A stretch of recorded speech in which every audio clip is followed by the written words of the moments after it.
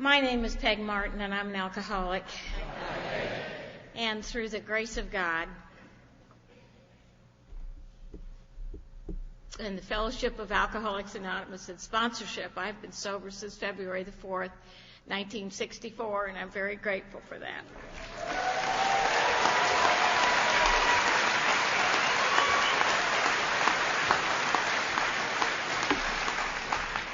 Oh, I'm really glad to be here. I'm really glad to be anywhere, really. I want to thank Morris so much. He's such a sweet guy. Maybe some of you don't think he is, but I think he's a sweet guy. I mean, he's been so unfailingly kind to me through the years. He really is a good guy. And if you think it's easy to put on one of these conferences with, the only trouble with Alcoholics Anonymous is it's full of alcoholics. And I don't know about you, but there's a lot of mood-changing people in my group. They can change my mood overnight, or over in a minute. What did he look at me like that for? What a old Mr. On and on and on, that's all he does is go on and on and on about the same things. They can change my mood right away, and I came in a good mood.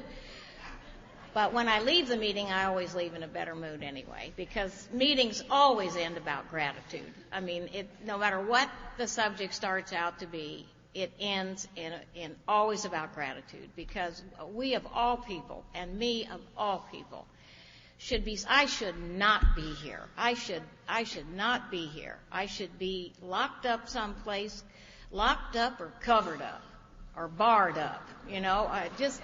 I shouldn't be here. And I know some of you in the audience, and you shouldn't be here either, because all we had to do to get here, just think about this. This is Ocean City, Maryland. We are sitting in a beautiful convention center where they would have thrown out a bunch of us a long time ago. We'd have never made it in the door here. We'd have been throwing up in those pots out in front, and the cops would be coming from the police station and taking us down to the local pokey. Here we are, and all we had to do to get to come on this whole week-long vacation was be massive failures. We just had to fail, And isn't it great? Because the more you fail, the more we love you. I mean, it's like, I've been in jail 4 times. Oh, yes. Will you marry me?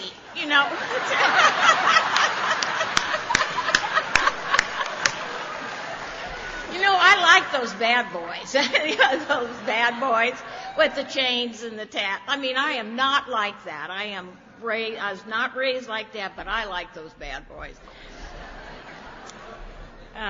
With all the beard and everything. I like Tiny. I mean, Tiny was a bad boy. I mean, he was, whatever his real name is, Greg. I mean, I like Tiny because he has total recall. And if I need to know something, I just go ask Tiny, and he'll come up with it. If it takes him all weekend, he'll come up with it. Anyway, so I'm really glad to be here. Everybody has treated me so nicely, and I get to come away with my husband. My mother has Alzheimer's, and I can't leave her for too long, because at least I feel I can't, because it seems to me that as a sober member of Alcoholics Anonymous and a person who goes to meetings, I'm a meeting maker. I mean, I go to meetings all the time. It seems to me that my responsibility, if I can, even though she really has no one and is trapped in the prison of Alzheimer's, that I am a key for her. She knows me, and I'm responsible for maintaining some kind of link with any kind of sanity that she has left. And if I don't go see her pretty much every day, she loses touch with reality. And you know what? She saw me through the worst of my drinking, and I can see her through the worst of her Alzheimer's.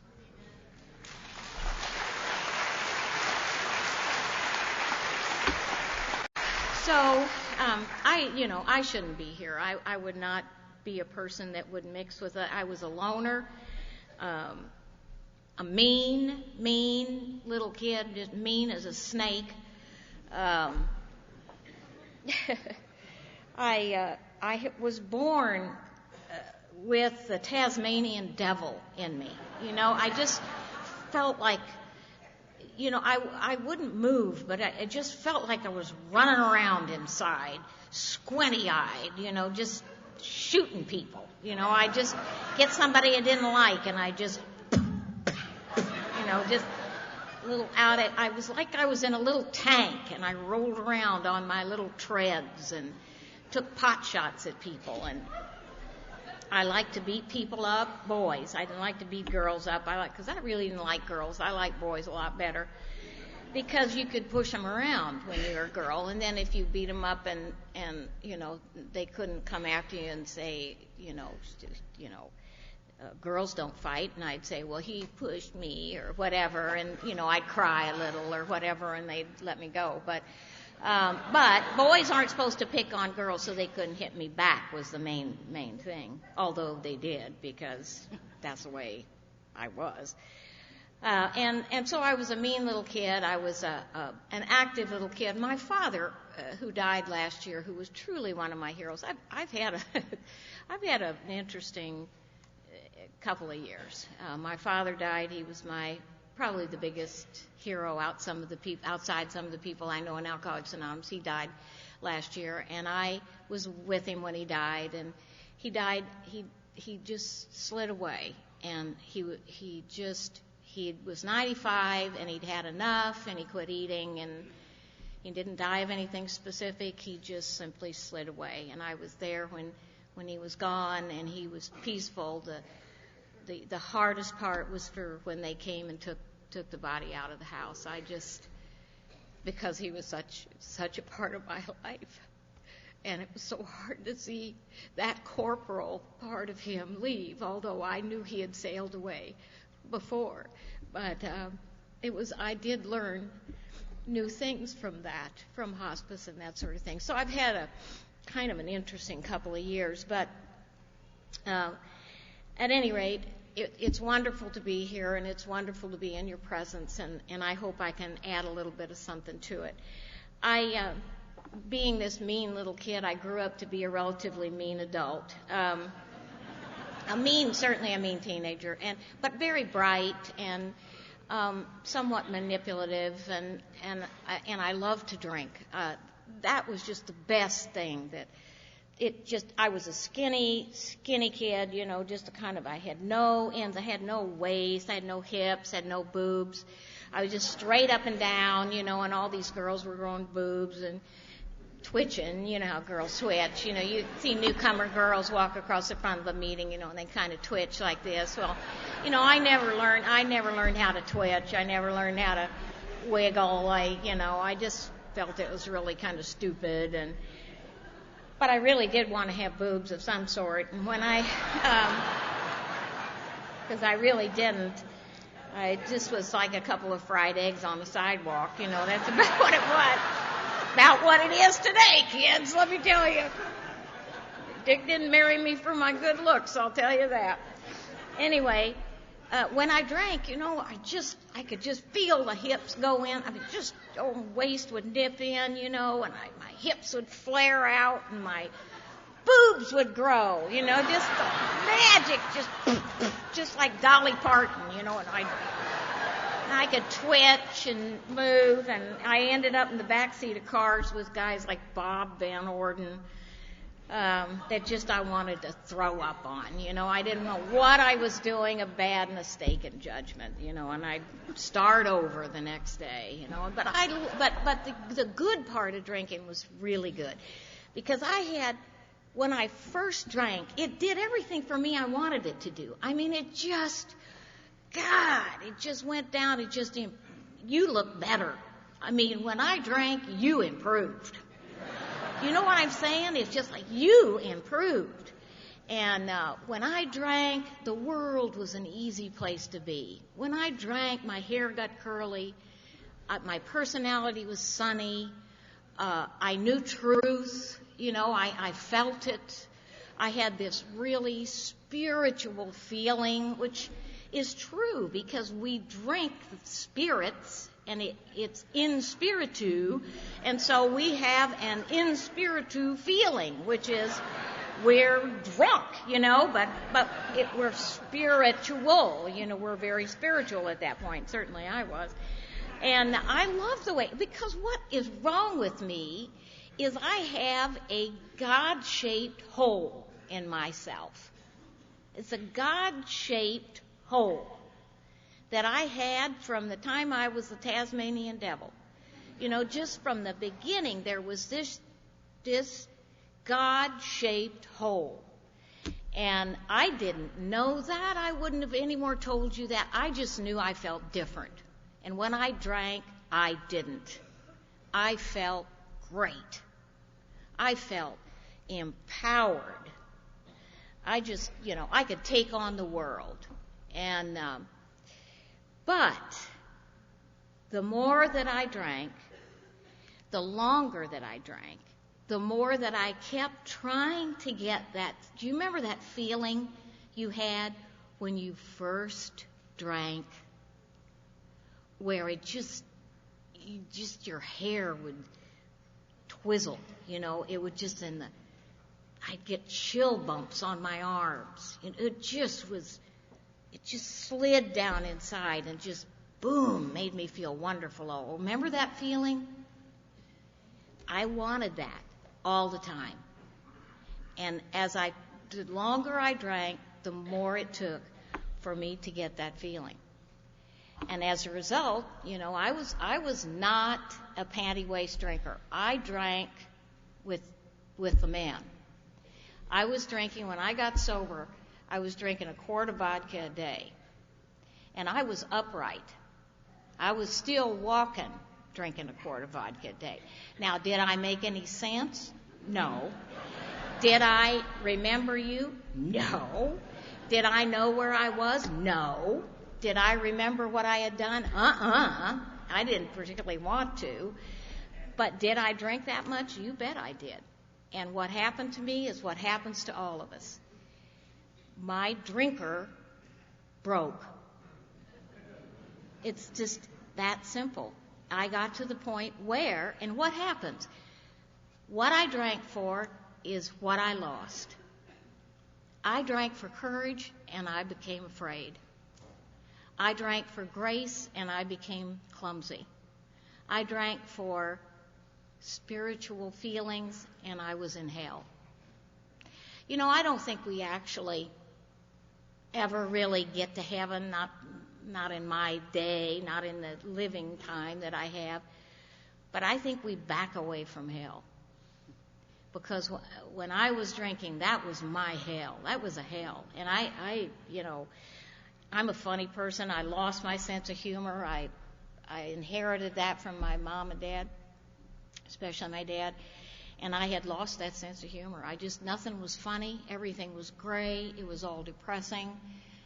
Nothing was ever going to happen for me. And I got sober in Alcoholics Anonymous, and I recovered my sense of humor, which has, if I can laugh at something, it simply makes me right-sized. It puts me in the rooms of Alcoholics Anonymous. If I can look at myself and laugh at myself, that's when I begin to grow. When I can take myself as a child of God, but a person who's right-sized in this room and not all blown up, without my ego. I am so comfortable. And it's taken, 42 years? It's taken me 42 years to be right-sized this evening with you. And, I love to drink. I loved everything about it, and in the beginning it was wonderful, and then I began to have some trouble. There was some trouble. One time I thought it was a good idea to swim, well, not one time, many times, but this particular time I was swimming naked in Lake Worth, outside of Fort Worth, with two girlfriends, and some of our friends stole our clothes and threw them in the bushes, and we thought it was very funny because we were drunk, And we got out, and all they left us were our shoes. And there were just little shoes lined up along the shore. So we got into our shoes. We're all drunk, laughing, walking up the gravel road, and here comes the cops, shining the light. They have the spotlight on the side of the car. Here's this, 3 drunken teenagers, coming down the road thinking we're so cool, with our totally naked.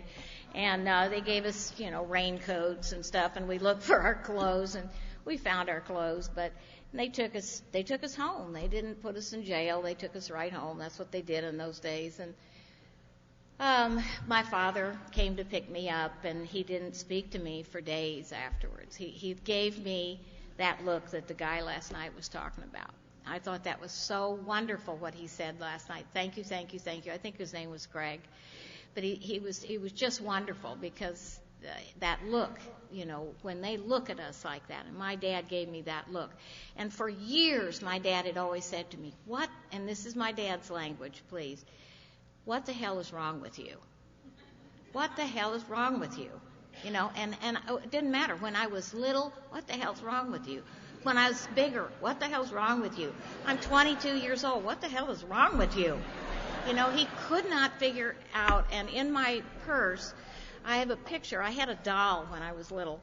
And this is, it has nothing to do with anything really. But this doll I named Muggsy.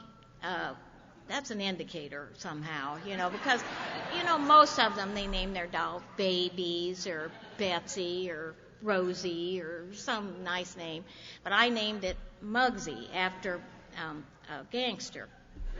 And my dad was a surgeon, so I operated on this doll all the time. And she had soft skin, so I would slit her open and give her, tonsillectomies and mastectomies and appendectomies, and my favorite was the hemorrhoidectomy. I sliced up her butt, and then I'd stitch her up. My mother would help me stitch her up with black thread, and one day I was getting picked on because I was a great one for holding resentments for years, and which was a whole, I had a lot of work to do when I got sober, but I was mad because I was being made to take a nap or something, and I pried the screen off my window and threw the doll out the window. And I got worried, and I had to come up with a cover story. I was probably 5 years old. And my mother finally, about 3 days later, she said, "Where's Muggsy?" And I said, "She became depressed."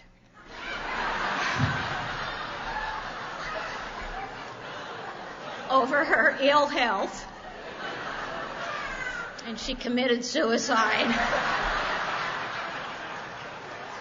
Now I'm 5 years old. Come on. My mother still remembers that. She said, and I have a picture. I have the only photographic record of Muggsy. And my sister and I are sitting in these little lawn chairs, and I have Muggsy by the neck, with just the head showing up here, and my sister's sitting in the other little lawn chair looking at me like, what the hell's wrong with you, And so then I had that time in there where it was starting to have a little bit of trouble. There was drinking and there was a little trouble, and I went to Europe to school. I was very gifted in languages, and so I started learning languages, French and German and Russian and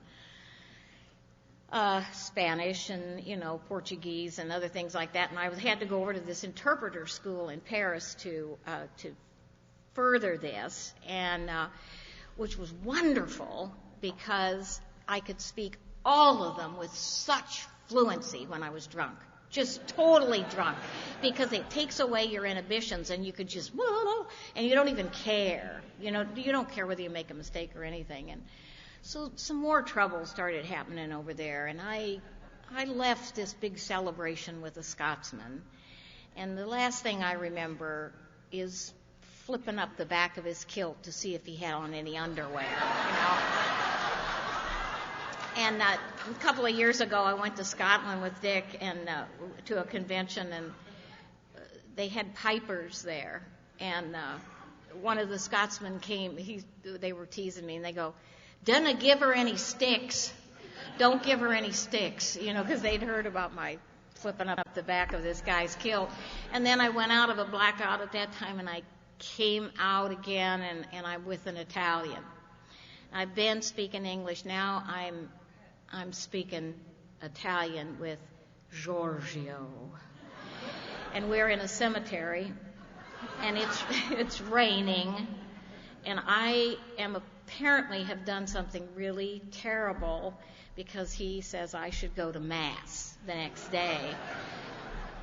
And I go to Mass the next day, and he believes I should do confession and this kind of thing, and they're getting up and down, and they're waving stuff, and there's smoke, and there's guys with gowns on and stuff, and people are up and down, and I'm just sick. I am sick, because I'm not Catholic. I have no idea what they're doing. I have no idea what I've done. And so I'm getting more trouble, So what does an intelligent alcoholic do? I just don't go around people. I stay at home. I drink at home. I go out, I work, I come back, I drink. I go out, I work, I come back, I drink. And I ended up living with my parents in Washington, D.C., on the third floor of a townhouse there where my father was big muck-de-muck. And they would have people over to the house, and they would suggest to me that I stay in the attic. Because I was drinking a quart of vodka a day by then, and I was not good company. I had somehow... There's a calendar over there that has this little baby bear hanging in a tree, and it says, I tried to contain myself, but I escaped. And that's me, because I tried to contain myself, and I would escape from this attic once in a while. And I got downstairs and was arguing bowling averages with an admiral. And I hadn't been bowling since the senior year in high school, and I never was much of a bowler, so I didn't know anything about it. And they were embarrassed, and I just hid out, and I just drank more and more and more. And my sister finally said to me, "You look rode hard and put up wet," which is a horse term, I understand. And let's frost your hair. Okay. Now my brother and sister and I we're all close because we moved a lot, and she sits me down on this shower, puts this shower curtain thing around me, pulls hair through this shower cap with holes in it, and puts this stuff on my hair. And in a few minutes she goes, oh, something is wrong. Let me try again. So she puts some more on. And she says, well, I don't know what's wrong, but there's been some chemical reaction, And I tell you, if you drink the way that I drank, any of you women in the audience have tried to put stuff on your hair when you're drinking like I drank, because I was personally 90 proof. My blood was 90 proof. My hair turned bright bozo orange. There were I looked like a hyena, I just had these enormous streaks of bright orange. And then it broke off, it fell out, it itched, so I was walking around like this, and I scratched my hair, scratched my head till it bled, because I'm, compulsive about that kind of thing. And I just looked horrible. My fingernails were all ridged. My liver was distended. I had cirrhosis of the liver. My blood pressure was 280 over 140, and I was 25 years old. I was a bad drunk. I'm a bad drunk. I drink. That's what I do. I drink. That's my whole life. And I couldn't work by then. The last job I had was this little drunken receptionist. I was a drunken receptionist in Washington, D.C., for the American Speech and Hearing Association.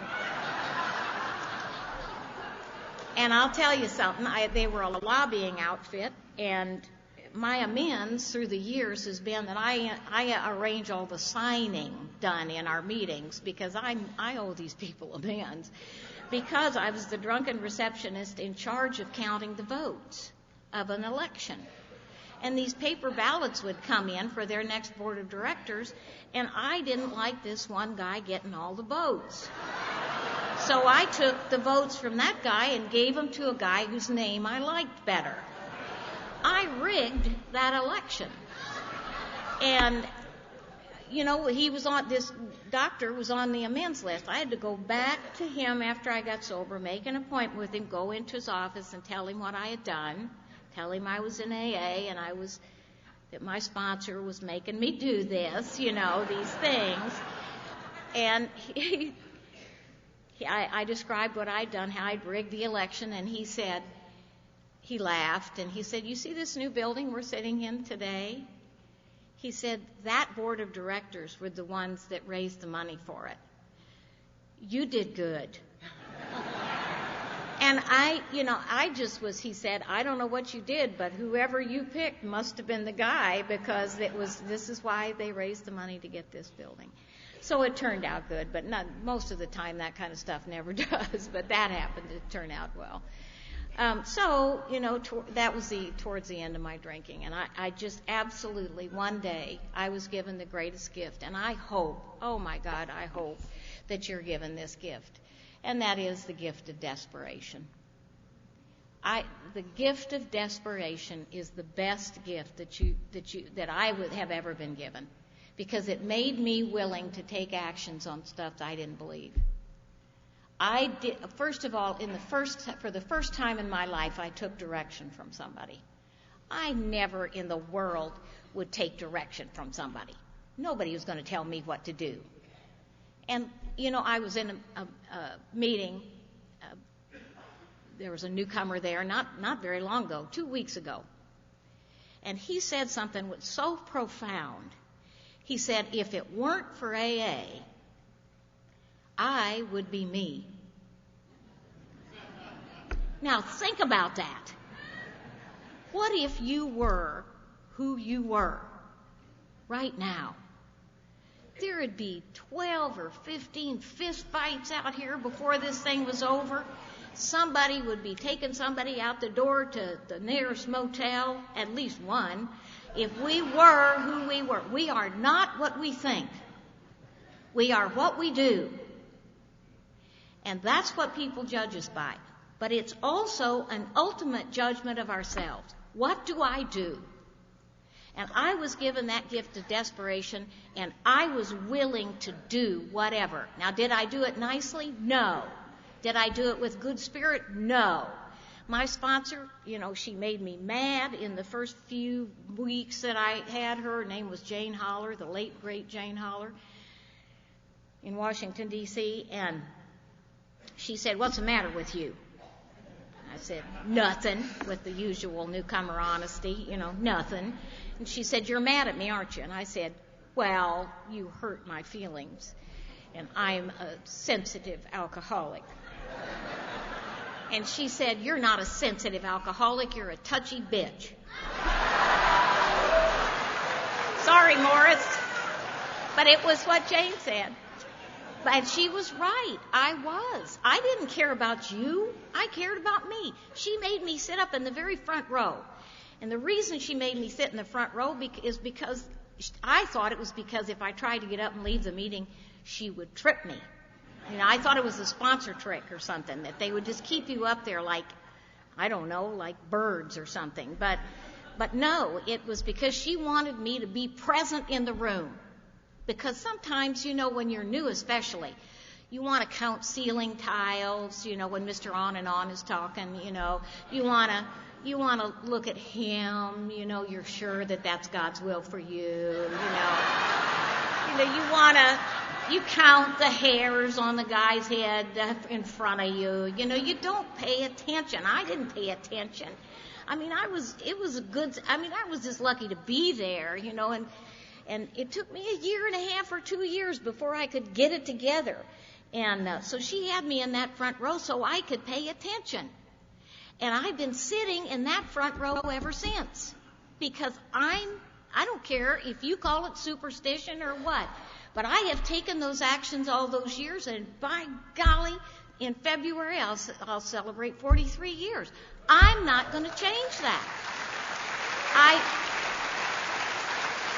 That's for you, I'll tell you. It's for you because, if it weren't for AA, I'd be me, and that's the problem. She did for me those things that I do now what I did in the beginning. I do now what I did. She said, go be greeter. I said, I don't want to be greeter. She said, I didn't ask you if you wanted to be greeter. I said, go be greeter. Go greet somebody. Stick out your hand for the first time in your selfish and self-centered life. When your sponsor talks to you, when she's saying things like that, doesn't it sound like she said, rah, rah, rah. Doesn't it sound like that? Rah, rah, rah, rah. Go be greeter. Well, I was too scared of her not to. I think there's a good thing about a healthy amount of fear in a newcomer. Because I went over there and I shook their hands and I'd say things like, and this was it. I said, I don't want to greet people. I don't even like them. She said, I don't care if you like people. Go act like you like them. So I'd go, welcome to the friendship group. That was my home group, was the friendship group. And then sooner or later, when they weren't mad at me or didn't get upset with me or anything, so I liked it, So I was, welcome to the friendship group. You have a piece of literature, I was giving people 30 and 40 years sober pieces of literature that, I was just, I'm a great believer in this, in expressing the God within. It's a God song. Every single one of you in this audience has a song from God in you. It may be a small lullaby. It may be a sweet song. It may be a wonderful song. Mine happens to be a football song. Mine happens to be, da da da da da da da, whatever it is. I love football, and whatever your song is, I think that Alcoholics Anonymous allows me to do what it is that I have. Allows me to sing my song. It allows me to express the God within. And you have that ability too. And that's why I get so excited. I'm going to be greeter in September. When I go home, I get my greeter badge. And I'm going to be greeter all of September in my home group. And I will greet people. I will drag people down to get to greet them. And I always say to them, don't be selfish and self-centered. Let me greet you. It's the best thing you can do for me. I need to get out of myself, And one time we had the best greeting committee. We had Manny, who was at work release of the penitentiary. He had been detained unexpectedly on a trip across Nebraska from California with some foreign substance or other in the car. So he was presently spending 5 to 10 in the penitentiary. He was in our greeter. He was one of our greeters. He was out. They'd go get him from the... If you have a chance to do institution work, this is my plug. Do it. It's great. I do it. I go to the jail meeting every Monday night on a 6-week basis. There's never a meeting that's any better because it just makes me grateful to be sober and to be there. And anyway, Manny was on this. Another little girl had slit her wrists, and she was coming in. We became the best greeter set you ever saw. The most unlikely people in the world, and yet there we were greeting. Next thing, my sponsors, and this is just now, and then my sponsor said, go out there in the kitchen and make coffee with Crazy Frank. I mean, wash coffee cups with Crazy Frank.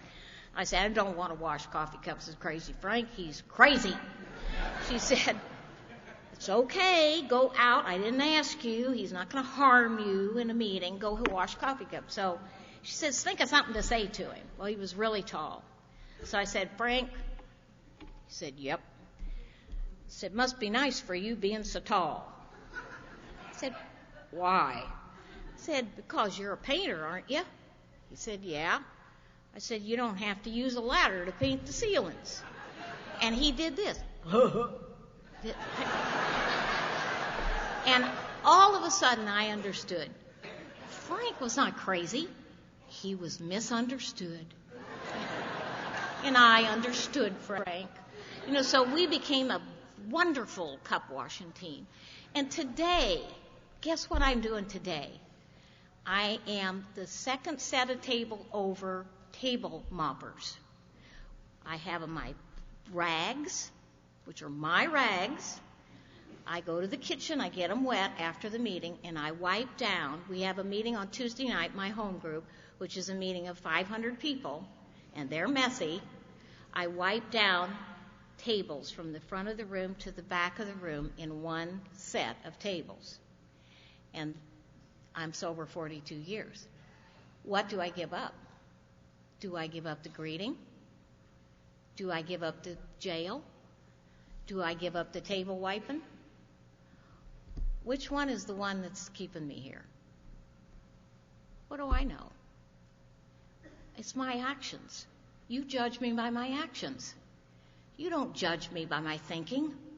Do you think I want to stay there every Tuesday night until 10 o'clock wiping down those damn tables? No.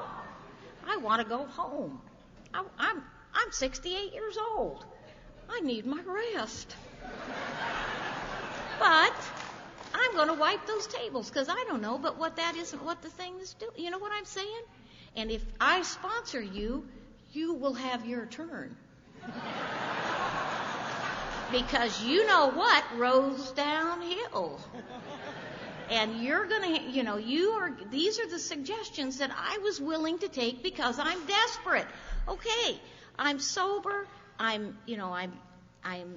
active in Alcoholics Anonymous. I've got a sponsor. I'm going through the steps. My father, my father was a very accomplished man. And I had gone to his university, Washington University, in my last year. And I hadn't graduated from Washington University in my last year because I was taken drunk the week of the finals. And I just couldn't get there. So I didn't take the finals in my senior year of college. $5,000 a semester. Oh, cringy thought. So I didn't graduate from college. I remember that I put my whole family through a college graduation, and I knew my name wasn't on the list. They all came. They're in the audience. I'm in somebody else's cap and gown. I'm sitting in the audience. We didn't have to go. They just called your name as for your diploma. We didn't have to walk across the stage. And afterwards, I just remember it like it was yesterday. I was walking down this path, and the gown was swinging, touching the gravel on this path. And my dad came up, put his hand under my arm, and he said, "We got to talk." And if I'd been able to be honest at that time, I would have said to him, "Daddy, I would do anything to not disappoint you. But see, I'm an alcoholic, and I drink. And that's what I do. I drink, and I hurt people. I drink, and I disappoint. I drink, and I don't have any integrity. I drink, and I am a poor example of a human being. And I'm sorry." But I couldn't say that. But that day, in February of 1964, when I was given that gift of desperation, that God-shaped hole began to be filled. And I really believe this, that all of our lives, that we're looking for God. That we're looking for that power greater than. And that longing that we have, that's the part in the book that says that separateness, that apartness that we feel is because we miss God. And I sure didn't know that at the time, and I didn't know that for many years. But that day, when that desperation rendered me powerless and hopeless, I hadn't one single more idea. Didn't have a single idea. And I just said, I need help. And my mother, I was drunk, and my mother slipped me some kind of knockout thing, and they folded me in half and put me in the back of a Porsche automobile and drove me out to Melwood Farm in the country outside Washington, D.C., unfolded me on the porch, and I've been sober ever since. And of the people that were in that house, I'm the only one who is still sober. Some of us have died. Some of us died sober. But a lot of us drank again. And when I first started, I said, my name's Peg Martin, and I'm an alcoholic. And through the grace of God and your fellowship, which I think for the first 5 years, 10 years of my sobriety held me here and holds me here today, because I love many of you, and I like a lot of you, and that sure wasn't my character. The Fellowship of Alcoholics Anonymous sponsorship. I have a sponsor today. I've had a sponsor ever since I got sober. I got a sponsor in Nebraska that I had for 27 years who died with her 40-year medallion clutched in her hand. The late, great Jean Mulry. And I have a sponsor today. I need to be accountable to somebody because my magic magnifying mind just gets the best of me sometimes. And so I got into Alcoholics Anonymous. I did what Jane said. I went to meetings. I was of service. I did all of those things. I met and married Dick. He was a newcomer, and they were taking bets on how long we'd last, and we've been married 40 years now. So, I mean, it lasted. That's good.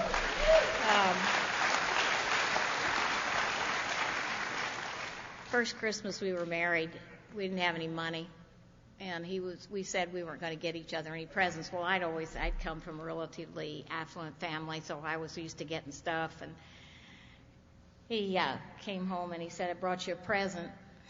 And I said, I got mad because I didn't have anything for him. And he went in the bathroom, and a few seconds later he jumps out of the bathroom and he goes, he's stark naked. He's got a big red bow tied, you know where. And he's singing, here comes Santa Claus, here comes Santa Claus. Now, I'll tell you what, you can have fun and be sober. And we've had a lot of fun over 40 years. Now, have we had a perfect marriage? Absolutely not. Our senses of humor has saved us more times. Do we take each other's inventory? Of course we do. We're human beings. We're not some kind of strange Ken and Barbie. We have periods of blessed silence at our house at times. And, we're just human beings. We're both members of Alcoholics Anonymous. He is not my sponsor, and I am not his sponsor, and that's a good thing, let me tell you. Yes. Anyway, to fast forward, I don't want to bore the heck out of you, but I do want to talk about just a few things with some funny stories, because I'm a funny person, and I see things in a different way. I like to laugh. I think that one of the coincidences, I think we should try to, if we're in a spiritual condition, we're going to see God in everyday things. We're going to see God all around us. We're going to see God in the funny things, because I truly believe this, which is why I love to clap and yell and go to football games, because when people score a touchdown, what do you do? What do you do? Show me what you do. Yay! Okay, this is a physiological fact. You raise your arms up like this, your lungs expand, you give yourself some oxygen, it goes into your heart, goes up into your brain, it gives you some extra energy. But I also think that we're reaching to God. I think that when people get really excited, that's what they do. And I think we should be excited about the fact that God has filled that God-shaped hole in us. It's not like I'm like woo-woo. I'm not woo-woo. I mean, I'm not one of these people that's woo-woo. I'm just not. I'm a bread and butter person. I'm a bread and butter God believer. Do you know what I mean? It's just like practical stuff. And our character defects are the things that block us off from feeling that enthusiasm of that God that's in there, that's filled in the God-shaped hole. For example, I've done many inventories through the years. Well, good heavens, I've been sober 42 years. That's longer than a lot of you have been alive. And I have done a lot of things. I've done a lot of things that I've owed amends for. I've done a lot of things that I have I have had a big ego. I have been a bleeding deacon. I have been a trusted servant. I have been a bad AA member and a good AA member on the same day sometimes, And, I tried to contain myself, but I escaped. It's like that's the story of my life. I try to contain myself and I escape. But what I have to escape with now is, I'm like a tube of toothpaste. Whatever is in me, if you squeeze me, that's going to come out. It's just, it's like a tube of toothpaste.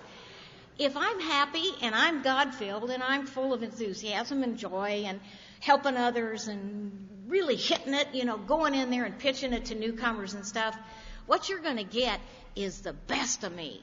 And if I'm resentful and sour and, not saying my 3rd-step prayer, 7th-step prayer, and, oh, poor me, pooey on you, that kind of thing. If I'm like that, that's what you're going to get when you squeeze me. Well, I'd rather be going, yay, than I would be going, ugh. Who wouldn't? Which is why I like to jump around a lot, because I think this is what I'm supposed to do. Not this, but be sober and do what I do is what I'm supposed to do. We're given a gift, and that gift is alcoholism and the recovery from it. And if we don't tell our faces that we have recovered from this seemingly hopeless state of mind and body, how can anyone tell? If we sit there like this and say, I'm so happy to be sober. Have you been to some meetings that I like to call the gray tunnel of life meetings, where people are like this and they say, if you want what we have, and I'd say, no, I don't want what you have. No, I don't want what you have. I want happy, joyous, and free, not glum and dumb and self-centered. I want to have that. And if I'm going to have that, then I have to do what I do. Okay, so I've done many inventories, and I have lots of character defects. And I'm going to talk just about a few of them, and then we'll be done. And an experience I had recently. I've got afraid to fly. Well, I fly a lot. That's a problem. Now, I'm not talking about afraid. I'm talking about fear, where, you got to have all these things, touch the airplane, which seat do you sit in, help the pilot fly the plane, that every bump is, that sort of thing. So I'm going to Kansas City, down to Fayetteville, or to Little Rock, Arkansas. I get down to Kansas City, fly in, try to land in Fayetteville, Arkansas, and it is the roughest flight I have been on for a long time. Little plane, tiny plane, looks like a dragonfly. They balance us in this plane because they know it's going to be balance us, put us on other sides of the airplane, so I know it's going to be rough. We're coming into land Fayetteville, ice all over the runway. Everything's on. I'm praying. I'll never swear again from the podium. I'll cook Dick dinner every night. I promise you. I mean, I am such a fair weather Christian, and I'm like, it's like Red Fox, remember Red Fox? I'm coming. So I'm praying and praying. Flights, it's up like this. The pilot says, well, we didn't make it into Fayetteville. And I thought, no kidding, because we came into land, took off, the stall alarm went off. I'm praying. I hear a rustling behind me. I look back, there's a woman, she's got a brown paper bag. She pulls out a bottle of pop-off vodka, takes the lid off, and takes a big slug out of it, and I felt better. Now, God sent me that woman with the bottle of vodka. I could have been mad. I could have felt sorry for myself. All I saw was God sent me that woman. You're going to be okay. Another time I'm in California, I'm scared. I'm self-centered. I'm talking at this big meeting, 5,000 people, 10,000 eyeballs. I'm on Saturday night. I'm a little girl from Nebraska. What do I know? What am I going to say? I forgot my story. I mean, I'm just so nervous. I'm so self-centered. I'm sitting out watching this thing called Susie the Souse. It's a play outside. This friend's sitting with me. I found my yellow silk speaking dress. I'm sitting there. Something wet hits my hand. I look up. I think it's going to rain. Nope, not a cloud in the sky. I look down. It's white. My friend sitting next to me goes, a bird has crapped on your back. There was it was a seagull. It had a piece of fish in it. All of a sudden, I wasn't scared to speak anymore. For some people, birds sing. For me, they crap. I went in there. I brushed out the bits of fish. I went in and told them about the fact that God had sent me a seagull that had crapped on me to relieve me of the bondage of self. And that's what it does. That's what he does. He relieves us of the bondage of self by that. I'm down in Myrtle Beach, South Carolina. We go out to dinner. I love the ocean. I run out to look. We're going to this place called the Captain's Table. It's a restaurant, if anybody knows about it. You know about it? Anyway, it's a great restaurant. So I'm real excited to eat, and I look out to the ocean, and they've got this construction light going out there. And in the path of this light are millions and millions and millions of seagulls, just in the light. And they're bobbing around, talking to each other, and seagulls, they don't have much brains, but they're fun to watch, and so I was fascinated. So when I went in, I said to the waitress, what's with the seagulls? She said, we don't know, but we think it's the light. Of course what are we doing here? We're sitting in the light. We have been given the light. Look at this. Our God-shaped hole is filled. We have been given the light. He has taken away from us many of the barriers to sobriety, many of those character defects. Are we going to have to keep doing? I'm an alcoholic who suffers from alcoholism, not alcoholism. I need to keep doing. If you like everybody in Alcoholics Anonymous, you're not going to enough meetings. But we have to go to meetings to find out what happens to people who don't go to meetings. I'm a meeting maker. I'm a sponsor. I am sponsored. I love this program. I love the prayers in it. I love having daily meditation. It gets me ready for the day. I love to say those prayers because I tell you, as soon as I start a prayer, a peace comes over me that gives me 30 seconds of respite from myself. Now, I want to tell you just two more things, really, and I hope that it hasn't seemed so long for you. I have always loved foxes. I have always seen God in wild animals. I love going to Alaska because, you can see all kinds of moose and bear and all kinds of stuff. There's a little baby bear hung up in a tree over in that